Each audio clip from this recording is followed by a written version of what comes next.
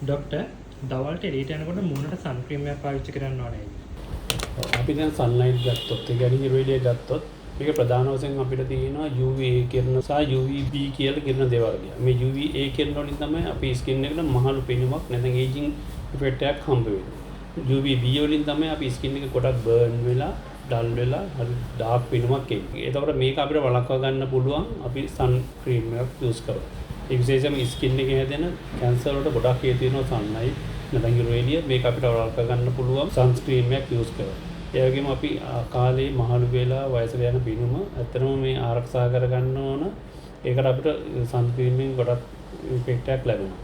ඒ වගේම සමහරක් වෙලාවට සන් ක්‍රීම් එකක් යූස් කරලා තමයි ගොඩක් මොයිස්චරයිසර් ගතිය ආරක්ෂා කරගෙන රින්කල්ස් ඇති වෙන එක, ඉරි තැලෙන එක අපිට වළක්වා ගන්න පුළුවන්.